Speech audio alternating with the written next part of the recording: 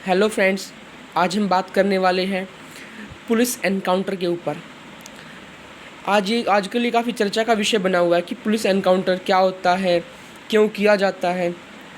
और क्या पुलिस के पास इतनी पावर है या ये शक्ति है कि वो किसी का भी एनकाउंटर कर सकती है।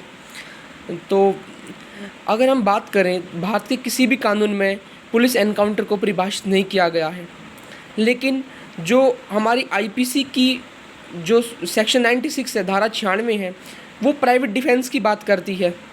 कि अगर कोई अपने बचाव में, यानी कोई अपने बचाव में किसी की मृत्यु कारित कर देता है, किसी को मार देता है, तो वो चीज़ें प्राइवेट डिफेंस में आती है। इसी के साथ साथ सीआरपीसी सेक्शन 46 जो एक पुलिस अधिकारी को, यानी जो एक पुलिस ऑफिसर है, उसको ये पावर देता है कि वो किसी को जब अरेस्ट कर रहा होता है और वो बंदा भागने की कोशिश करता है या कोई अन्य उपयोग ऐसे चीज़ का इस्तेमाल कर जिससे वो बच सकता हो, तो वो पुलिस वाला अपनी किसी भी शक्ति का उपयोग कर सकता है। और उस शक्ति को उपयोग करने के अगर वो किसी की मृत्यु यानी किसी को मार भी देता है तो भी यह उसकी शक्ति के अंदर ही आता है। यानी एक जो पुलिस एनकाउंटर है वो एक प्राइवेट डिफेंस में, यानी अपने बचाव के लिए ही किया जाता है। सेक्शन 96 आईपीसी का कहता है और सेक्शन 46 सीआरपीसी का कहता है। यानी जो ये दोनों आईपीसी के सेक्शन 96 में क्या है कि ये सबके लिए है। कोई भी व्यक्ति है, मान लीजिए ज़रूरी नहीं है कि कोई पुलिस वाला ही हो, कोई भी व्यक्ति अगर अपने बचाव में, अपने खुद के बचाव में कोई कार्य कर रहा है और जिससे दूसरे की मृत्यु कारित हो जाती है या दूसरा व्यक्ति मर जाता है, तो वह अपराध की श्रेणी में नहीं आता, उसको अपराधी नहीं माना जाएगा और इसको एक तरह से अपने बचाव में किया हुआ कार्य समझा जाता है। इन्हीं अधिकारों का प्रयोग पुलिस एनकाउंटर करते वक्त करती है और वो कहती है कि यह जो हमने एनकाउंटर किया है वो अपने बचाव में किया है।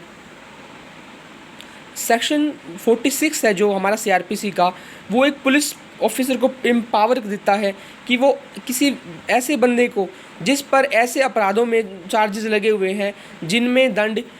मृत्यु का यानी डेथ सेंटेंस है या फिर लाइफ इम्प्रिजनमेंट है, तो वो उसको पकड़ते वक्त अरेस्ट करने के टाइम अगर वो व्यक्ति भागने की कोशिश करता है या और कोई मीन्स वो यूज़ करता है तो वह उसको जान से मारने तक की शक्ति रखता है। एक पुलिस वाले की ये पावर है, जो पुलिस ऑफिसर है वो अरेस्टिंग के दौरान अगर उसके हाथों से वो बंदा जिसको अरेस्ट करने जा रहा है अगर वो मर भी जाता है तो यह उसकी शक्ति में ही आता है।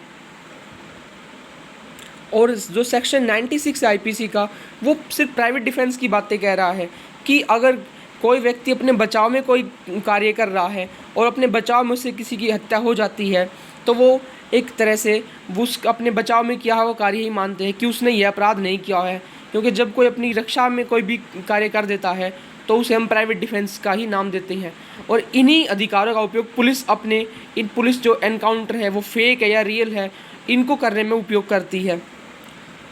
2014 में अगर हम देखें, PUCL versus state of Maharashtra यानी पीपल यूनियन सिविल लिबर्टीज़, इन्होंने स्टेट ऑफ महाराष्ट्र में एक पेटिशन दायर की कि जो एनकाउंटर्स हुए हैं मुंबई पुलिस ने किए हैं वो उनमें से 99 एनकाउंटर्स 1995 से 1997 के बीच लगभग आधे से ज़्यादा एनकाउंटर्स फेक हुए हैं।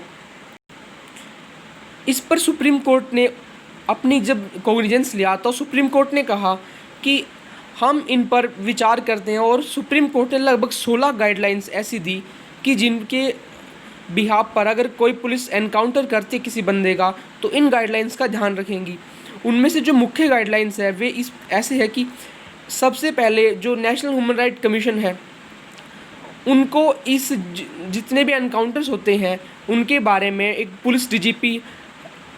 हर एनुअली ईयर वानी हर साल बताएगा, एक रिपोर्ट उनको सबमिट करनी होती है कि पुलिस द्वारा इतने एनकाउंटर किए गए हैं। इसके बाद सब जो पुलिस वाले यानी जिस पुलिस अधिकारी ने किसी का एनकाउंटर किया है उसके जितने भी विपन्स, उसने जो हथियार यूज़ किए हैं, गन या और भी जितने भी विपन्स हैं जो हथियार उसने उपयोग किए हैं, उनको फोरेंसिक जांच के लिए भेजा जाएगा। फिर बात आती है कि ऐसे एनकाउंटर होने के तुरंत बाद एक एफआईआर रजिस्टर्ड की जाएंगी और जो भी जिस बंदे का एनकाउंटर हुआ है उसकी फैमिली को इन्फॉर्म किया जाना पुलिस का सबसे पहला कार्य है। और इन्फॉर्म करने के बाद अगर उसकी फैमिली को लगता है वो कोई इंक्वायरी या इन्वेस्टिगेशन इस पर चाहते हैं, तो वे किसी दूसरे थाने यानी